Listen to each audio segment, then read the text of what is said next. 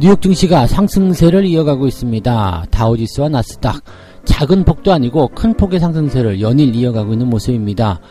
자, 일단 미국 대선에 대한 불안감들이 여전히 남아있긴 합니다만 이제 거의 끝났다라는 안도감들이 나오고 있는 모습인 것 같고요. 자, 미국 의회를 이제 민주당이 장악할 것이다 라는 불안감이 있었습니다만 공화당이 우세를 보임에 따라서 거기에 대한 부담감도 줄어든 것 같습니다. 여기다 FOMC에 대한 긍정적인 소식도 전해졌고요. 경기 부양책도 또 경기 지표도 나쁘지 않게 발생이 됐습니다. 자, 현재 시장 흐름들은 당분간 더 오를 것이다 라는 분위기가 형성되고 있는데요. 여기에 대한 이야기들 전달해 드리도록 하겠습니다. 경기 회복에 대한 좋은 소식은 또 들려오고 있습니다. 9월달에 경상 흑자가 2년 만에 최대치를 기록했다라고 나오고 있습니다. 국내 증시 이야기입니다. 국내 경기가 이렇게 상승세를 보여주고 있다는 이야기인데 경기가 좋아지고 있다라면 지금과 같은 상황에서 외국인들이 더욱더 군침을 흘릴 것이다 이렇게 얘기가 되고 있는 거죠. 자, 한국 시장에 대한 매력도 높아지고 있는 소리가 들리는데요. 자, 여기에 대한 이야기도 전달해 드리도록 하겠습니다. 각 증권사 PB들은 증시는 이제 큰 조정이 없다. 주식이 만약에 내려간다라면 적극적으로 주식을 사라 라고 이야기하고 있습니다. 위험자산에 대한 투자 확대를 이야기하고 나서는 그들의 이야기들 한번 들어볼 건데요. 자, 증시가 조정을 받았을 때 저점일 때 왜 이런 얘기 안 하고 올라갔을 때 이런 얘기 하는지 그것도 조금 답답하긴 합니다. 자, 여기에 대한 이야기 전달해 드리도록 하겠습니다.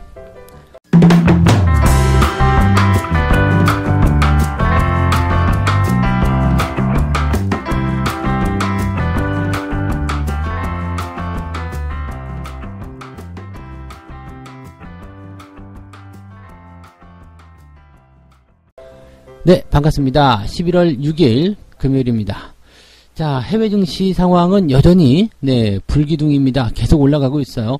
뭐 앞으로 더 오를 것이다 그런 기대감도 계속 나오고 있는 모습인 것 같고요. 투자 심리가 무엇보다도 크게 개선된 듯한 그런 모습을 보여주고 있죠.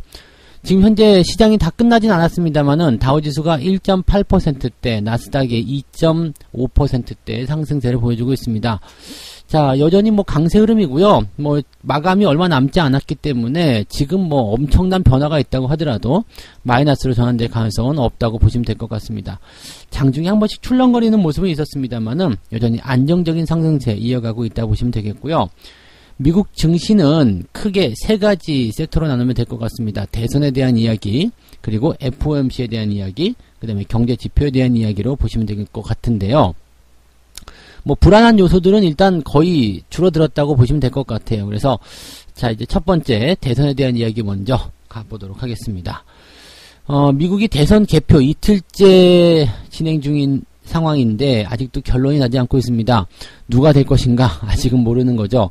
다만 이제 그 바이든 민주당 후보가 승리할 가능성이 매우 높아졌다 이런 얘기가 나오면서 시장이 안도하고 있다라는 분석이라고 합니다. 지금 264명의 선거인단을 확보했다라고 되어 있고, 뭐 CNN을 비롯한 일부 언론에서는 아직은 250명대다 이런 얘기도 나오고 있습니다. 그래서 뭐 조금 더 지켜봐야 될 것이다라는 얘기가 나오고 있고요. 뭐 개표가 조금 중단된 그런 지역들도 있기 때문에 조금 더 이제 상황은 봐야 될 것 같습니다. 지금 현재 이제 네바다주에서 승리를 확정하게 되면 승리에 필요한 그런 선거인단 270명 확보한다라고 되어 있긴 한데. 뭐 아직은 모르는 거죠. 그리고 애리조나도 아직 격정지로 분류가 되어 있기 때문에 아직은 확실하지 않다라고 되어 있습니다. 여기다가 이제 트럼프 대통령 같은 경우는 경합주에 대한 그런 그 재검표, 그 다음에 개표 중단 소송 이런 것들을 제기하고 있다. 뭐 일각에서는 트럼프가 이제 바이든이 앞선 모든 그런 지역에 대해서 소송을 제기할 것이다 라는 얘기가 나오고 있습니다. 여기서는 이제 말들이 많아요. 트럼프가 인정하지 않고 있다 뭐 이런 얘기도 있겠습니다만 부정선거에 대한 이야기도 나오고 있다 뭐 그런 이야기도 있고요. 그 다음에 우편투표에 대한 부분들이 너무 이제 치우쳐 있는 것 아니냐, 뭔가 좀 이상하다 그런 얘기. 그래서 이제 소송으로 갈 경우에는 이게 조금 길어질 수 있다는 얘기가 되는 거죠. 소송에 대한 부분들이 길어지게 되면 당선자가 확정되지 않는 상황이 벌어지게 되는 거고요. 또 이게 일정 기간 동안 계속 당선자가 나오지 않게 된다면 의회 쪽에서 대통령 선거를 또 다시 투표를 하는 상황이 벌어질 수도 있습니다. 뭐 이런 형태들인데 지금 뭐 거기까지 가지는 않을 것 같고요. 뭐 수일 내로 일단은 결정이 나지 않겠느냐라는 전망입니다. 그래서 이번 주 주말이 지나가면서 이제 바이든이 조금 더 확정적으로 될 것이 아니겠는가 이렇게 되어 있고요. 언제 이제 그 소송이 진행이 되게 된다라면 뭐 이 투표 결과에 불복을 하게 된다라면 그 부분 자체가 이제 장기전으로 갈 수 있는 상황이 될 수 있기 때문에 거기에 따른 불안감들은 여전히 남아있다고 보시면 되겠죠. 자, 어쨌건 투표 결과에 대한 내용들이 나와야지 되는 상황이니까 그 부분도 좀 지켜보셔야 될 것 같고요. 어쨌든 시장은 이런 선거라는 이 대선이라는 어떤 불확실성을 넘어가면서 많이 이제 앞으로의 기대감들을 시장에 반영시키고 있는 것이다라고 봐주시면 될 것 같습니다.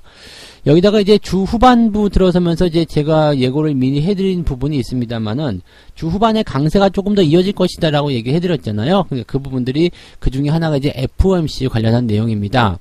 지금 보면 이제 이 FOMC가 금리를 동결하게 됩니다. 경기가 여전히 저조하다라는 이야기를 하는 모습인데 지금 FOMC의 이야기를 좀 들어보게 되면 지금 경제 활동과 고용이 계속해서 회복을 하고 있는 수준이다. 뭐 이렇게 되고 있습니다. 그런데 하지만 올해 초보다도 역시 상당히 낮은 수준이 이어지고 있고 또 이 코로나 관련한 재확산이 현재 상당히 좀 부담스럽다라는 이야기를 좀 하고 있는 모습이죠. 그래서 지금 채권 매입의 규모도 현재 수준을 계속 지속하게 되고요. 기준금리도 0에서 0.25%포인트로 유지하겠다. 제로금리 계속 유지하겠다 이런 얘기가 되는 거고요. 지금 뭐 추가적인 어떤 국채 매입이나 아니면은 양적 완화를 이야기하지는 않았습니다만은 현재 기조를 계속 이어가겠다라는 느낌의 그런 이야기고요. 뭐 문구도 달라진 게 없습니다. 그래서 일단 경기 지원에 대한 그런 전망들은 계속적으로 유지할 것이다라고 되어 있는 상황들이죠. 자, 그렇다면 시장은 역시 부담이 줄어들겠죠? 네. 뭐 경기 위축이라든지 이런 쪽 긴축 정책으로 가는 부분들이 전혀 없고 아직은 경기가 안 좋기 때문에 더 많은 지원을 해주겠다, 지속적으로 지원해주겠다 이런 느낌이잖아요. 그러니까 지금 시장이 가지고 있는 부담감 같은 경우들은 거의 덜어져 있는 상태다라고 봐주셔도 좋을 것 같습니다. 그래서 별 부담 없이 시장 바라보시면 될 것 같고요. 자, 경제지표 하나 보도록 하죠. 실업수당 청구 건수, 요것도 중요하죠. 실업수당 청구 건수가 일단은 조금 줄었습니다. 그래서 이제 75만 1000건이 나타났죠. 75만 1000건. 이 전주 대비해서 7000건 정도 줄었다라고 되어 있긴 한데 지금 이게 이 정도 수치면은요. 지난 3월 이후에 전국 봉쇄령이 내려진 그 다음에 나타난 최저치다라고 되어 있습니다. 이게 원래 정상적인 수치는요. 한 20만 건 정도밖에 안 되거든요. 20만 건도 많다고 그러죠. 뭐 보통 10만 건대 이렇게 나오면서 이 고용 회복에 대한 기대치들이 굉장히 높았었던 부분들이었는데 이게 코로나 이후로 막 680만 건 이렇게 나왔었잖아요. 근데 그런 부분들이 이제 많이 줄었다라고 되어 있는 거죠. 다만 이제 시장 전문가들은 이제 시장에서는 72만 8천 명 그래서 예상치보다는 조금 더 높게 나온 수치가 있다라는 것은 좀 있습니다만은 글쎄요, 뭐 아직까지는 70만 건대라면 나쁘지 않겠죠. 그리고 이게 60만 건대, 50만 건대 훅훅 떨어지게 된다면 더 좋은 상황이 벌어지게 될 테고요. 이제 뭐 백신과 관련한 얘기들은 앞으로 계속 나오게 될 겁니다. 그래서 이 상황이 조금 진정세로 가게 됐을 경우에 거기서 발생되는 부분들은 더 좋은 효과들을 가져올 것이다 보시면 되겠죠. 그래서 일단은 지금 이 실업수당 청구 건수의 감소는 긍정적인 소식이긴 한데 여기에 대해서 이제 또 다른 이야기가 있는 것도 있습니다. 이 청구 건수의 감소가 단순히 이제 고용시장의 개선으로 보기는 어렵다. 왜냐하면 이 실업수당 같은 경우는 26주 정도까지만 받을 수 있기 때문이다. 그러니까 그게 이제 6개월이잖아요. 이게 지나갔다는 이야기죠. 지난 이제 3월 말, 4월부터기 때문에 일자리를 잃은 다음에 26주간 실업수당 받아온 사람들은 이제 실업수당 청구 건수에서 제외가 된다는 얘기죠. 그리고 연방정부의 긴급 실업수당의 수급 대상으로 편입이 되기 시작했다. 그러니까 정규 수치에서는 계속 떨어져 나가고 있는 상태다라는 얘기죠. 그렇다면 이 수치상으로는 이 실업자 수의 정확한 그런 내용들을 파악하기는 어렵다라는 어떤 그런 분석도 있습니다. 근데 어쨌든 뭐 정체적인 어떤 수치, 그 다음에 전반적으로 이제 흘러가는 양상들은 계속적으로 개선되는 흐름으로 가고 있는 것이기 때문에 부정적으로 볼 필요는 없지 않겠느냐, 이렇게 예상을 해볼 수는 있겠죠. 네, 그렇게 참고하시면 좋을 것 같습니다. 자, 미국 시장에서는 특별히 나쁜 게 없습니다. 그죠? 네, 부담되는 것도 없고 나쁜 것도 없고 그냥 기대치만 있는 것 같습니다. 그 기대치, 그 기대감 그대로 쭉 연결해 나가시면 되지 않을까 판단되니까 그렇게 참고해 주시면 좋겠습니다. 두 번째 이야기 가야 되겠죠. 자, 국내 경기 상황도 한번 살펴봐야 됩니다. 경상수지가 지금 2년 만에 최대치를 찍었다라는 얘기입니다. 이게 불황형 흑자라든지 뭐 이런 쪽과는 조금 달라요. 지금은 이제 회복이 되고 있다라는 느낌이 좀 더 강하거든요. 작년보다도 이제 31% 상승이 좀 되고 있고요. 5개월째 흑자를 기록하고 있다라는 얘기가 나오고 있습니다. 지금 2년 만에 100억 달러를 넘어선 경상수지 흑자. 이게 올 상반기에 또 이제 재작년 때 이제 계속 미중 무역 분쟁에 대한 어떤 부분 때문에 계속해서 위축 국면에 들어가고 있었는데 이제는 조금씩 좋아지고 있다라는 얘기가 되는 거거든요. 그래서 지금 9월 경상수지가 102억 1000만 달러 흑자가 나왔습니다. 그러면서 5개월 연속 흑자 기조를 이어가고 있고요. 이게 이제 2018년 9월 112억 나온 이후에 처음이다. 100억 달러 넘어간 건 처음이다. 라고 얘기가 되어 있습니다. 뭐 일단 이렇게 계속 증가세를 보이고 있다는 것은 우리가 긍정적으로 판단해 볼 수 있는 좋은 내용이지 않겠는가, 이렇게 보실 수가 있겠죠. 그만큼 경기가 회복하고 있는 상황이다라고 우리가 받아들일 수 있는 내용이겠죠. 자, 그 다음에 이제 이 불황형 흑자라든지 이런 형태의 모습들과는 조금 다르다라는 얘기가 나옵니다. 코로나 이후에 나타난 경상수지는요, 이 수출보다도 수입이 더 줄어드는 상황. 즉, 뭐 어떤 무역관계 속에서 수출은 어느 정도 유지가 되고 있는데, 이제 쓰는 거, 그런 부분들이 줄어들기 때문에 흑자가 났다라는 이런 불황형 흑자거든요. 그러니까 쉽게 얘기하면 우리가 월급을 100만원을 받는데, 매달 지출이 뭐 한 80만원 좀 됐어요. 그런데 경기가 좀 얼어진다 해가지고요, 그 지출을 이제 한 50만원 줄인 거죠. 그러면은 매달 받는 월급 100만원에서 80만원 쓰다가 50만원밖에 안 쓰니까 80에서 50만원을 제외한 그 30만원의 그 차이가 이 흑자로 나타나게 되는 것. 이것이 바로 불황형 흑자죠. 즉 뭐 수입이 많이 늘어나서 흑자가 난 것이 아니라 씀씀이가 줄어서 흑자가 발생한 것이다. 이게 불황형 흑자인데 지금 그 부분들하고 조금 달라요. 왜냐면 이제 9월에는 수출과 수입이 모두 다 증가세로 돌아섰다라는 얘기가 되는 거죠. 그 다음에 이제 이 주력 부분에 대한 어떤 수출 같은 경우도 많이 늘어나고 있기 때문에 실질적인 경기 회복이 일어나고 있는 것이다 라고 분석이 되고 있는 내용입니다. 그래서 실제로 이제 반도체, 승용차 이런 수출액이 전년 그 동월 대비해서 12%대, 24%대 증가하는 모습입니다. 반도체는 12%고요. 자동차는 24% 증가했습니다. 그러니까 사실 우리나라의 주력 수출 품목이라고 볼 수 있는 이런 산업군들의 이런 수출 증가세, 이런 것들은 굉장히 긍정적이라고 보셔야 되는 내용입니다. 그리고 코로나 이전이잖아요. 지금 작년도에는 물론 이제 미중 무역 분쟁이 있었습니다만은 코로나 이전의 상황과 코로나 이후의 상황인데 그 이전의 상황보다도 더 훨씬 더 개선이 되었다라는 것 자체가 긍정적으로 받아들일 수 있는 내용이 되는 거죠. 그래서 본격적인 경기 회복세로 들어간 것이 아니겠느냐 이런 식으로 우리가 판단하시면 될 것 같고요. 해외여행의 그 어떤 급감 이런 것들을 통해서 여행수지 적자 규모가 조금 줄었다라고 되어 있긴 한데 이 부분에 대해서는 일단 해외여행이 풀리는 시점까지는 조금 더 지켜보긴 해야 될 것 같긴 하는 그런 내용이긴 합니다. 그래서 어쨌든 그 부분 때문에 서비스 수지에 대한 적자가 조금 또 줄었다라는 것도 긍정적인 포인트였다라고 보여지면 되겠습니다. 자, 어쨌건 지금 이 무역 수지에 대한 부분들, 경상 수지에 대한 부분들이 긍정적으로 전환이 됐기 때문에 거기에 따른 기대감들 크게 나와 있다고 판단하셔도 좋을 것 같습니다. 좋은 소식이죠? 네. 자, 세 번째 이야기 가도록 하겠습니다. 미국 대선 이후에 투자 전략에 대한 이야기들을 하고 있는데요. 증시는 큰 조정이 없을 것이다 라고 이제 PB 10명이 한 목소리로 이야기를 했다고 합니다. 뭐 여러 가지 이제 변수들은 있습니다. 트럼프의 불복, 불확실성의 지속, 뭐 이렇게 나오고 있습니다만, 뭐 앞으로 이제 어쨌든 잘 될 것이다 라는 얘기기, 그 다음에 반도체, 빵, 그리고 IT, 친환경주에 대한 비중 확대를 추천한다, 뭐 이런 얘기를 하고 있는 모습입니다.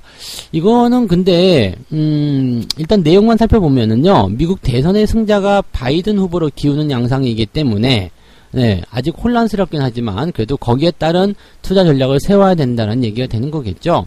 그래서 이제 주요 증권사 10곳의 이제 프라이빗 뱅커, 이 PB들에게 이야기를 했는데, 이 모든 사람들이 전부 다, 지금은 주식을 사야 할 때다라고 얘기를 하고 있다는 얘기입니다. 지금 보면은 그 10명의 주요 증권사 긴급 설문조사 해가지고 나와 있는데,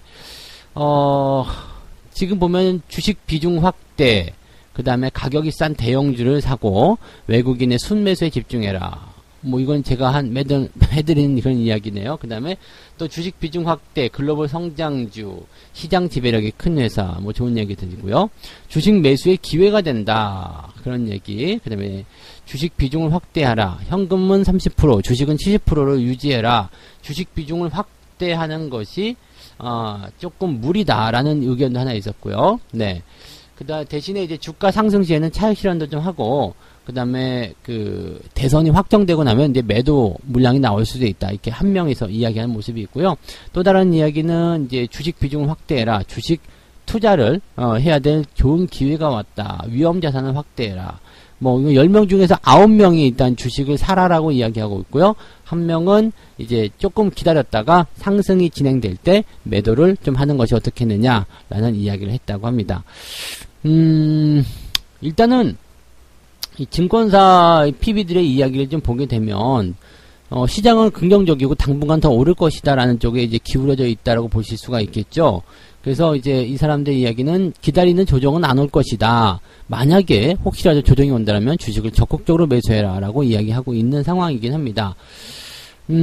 지금 일단은 이 시점이 조금 애매한 게 뭐냐면요. 주가가 최근에 조정을 받았을 때는요. 위험하다. 더 빠질 것이다. 지금은 주식을 사면 안 된다라는 이야기를 했었단 말이에요. 근데 주가가 이제 한 일주일 정도 올라와서 2400포인트를 탁 치고 넘어가니까 그냥 바로 주식을 사라라고 또 말이 바뀐다는 이야기죠. 그러니까 말을 참 이렇게 잘 바꾸는 것도 참 재밌는 이야기이긴 합니다만은 아무튼 간에 이제 좋을 때는 또 좋은 이야기, 나쁠 때는 또 나쁜 이야기가 나오는 것이 이런 시장의 리포트나 뉴스가 아닐까 생각합니다. 그래서 뉴스에 대한 이야기들은 거기에 너무 따라 들어가시면 안 돼요. 뭐 이슈를 완전히 배제하고 생각하지 말자라는 것은 아닙니다만 그래도 객관적인 이슈라든지 그런 것들 생각하셔야 되는 거지 여기서 뭐 어떤 예측 뭐 바이든이 되기 때문에 관련주는 뭐가 급등할 것이다. 이런 예측으로 접근하시게 되면은요, 대부분 좋지 않습니다. 왜냐면, 이 심리라는 부분들이 적용이 되기 때문이죠. 그래서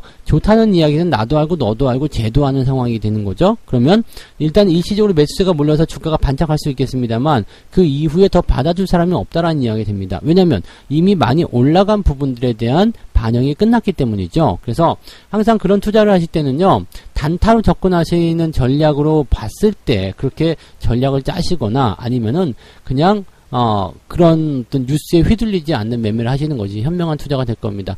투자는 하루 이틀 하고 말 것이 아니고 장기적으로 가셔야 되는 부분이기 때문에 이렇게 그냥 좋을 때 뭐 해야 된다라고 해서 거기서 휩쓸리거나 나쁠 때 팔아야 된다거나 이렇게 휩쓸리거나 이런 거 좋지 않죠.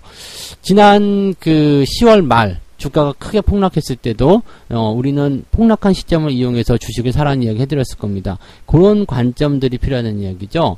그러니까 그때는 모두가 다 팔아야 된다라고 해서 다 휩쓸려가지고 팔았는데 주가가 올라가고 나니까 굉장히 허탈하단 말이죠. 그러니까 그런 전략들은 사실 여러분들이 지금 상황이 이렇게 변화하고 있구나, 이렇게 되고 있구나 정도로 받아들일 수 있는 내용이라고 보시면 되는 거고요. 참고사항 정도로 생각하시는 게 가장 유리하지 않겠는가라고 생각이 듭니다. 그래서, 제 생각에는 그렇습니다. 그래서 너무 이제 그 한쪽으로 치우치는 그런 생각들 하지 않는 것이 일단은 필요하다라는 것이 좀 필요하고요.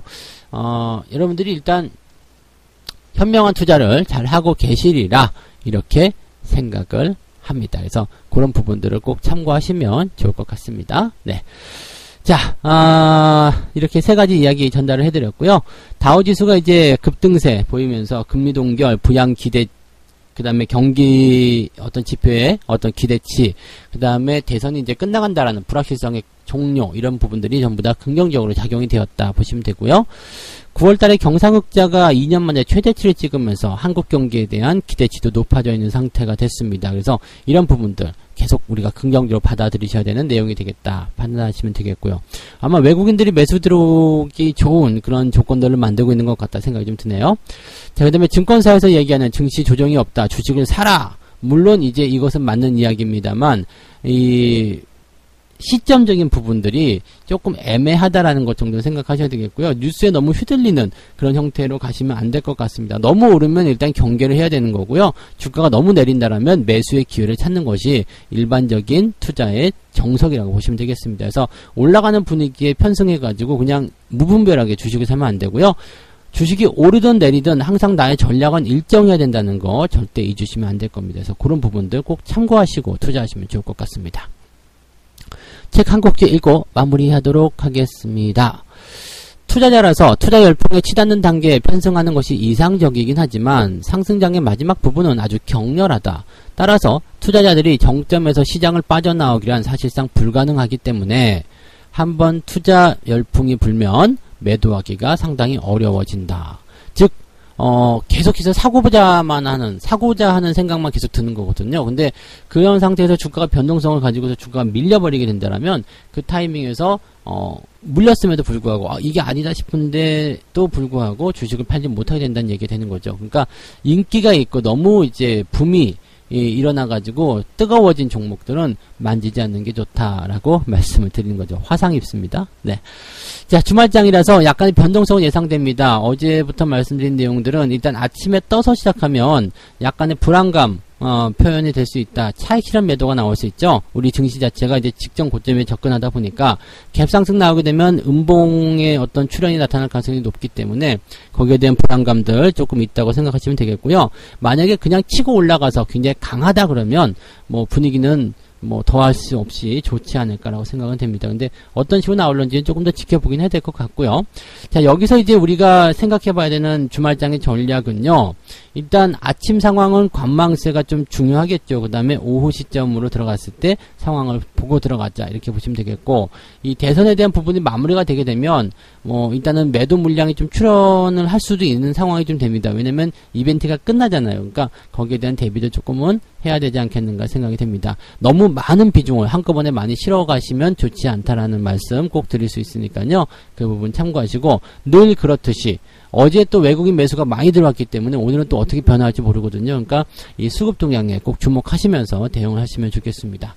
자, 오늘은 아침 9시부터 라이브 방송이 진행이 됩니다. 아침 방송을 통해서 또 시장에 대한 전략들을 같이 세워주시면 좋을 것 같습니다. 자, 이따가 라이브 방송에서 뵙도록 하겠습니다. 고맙습니다.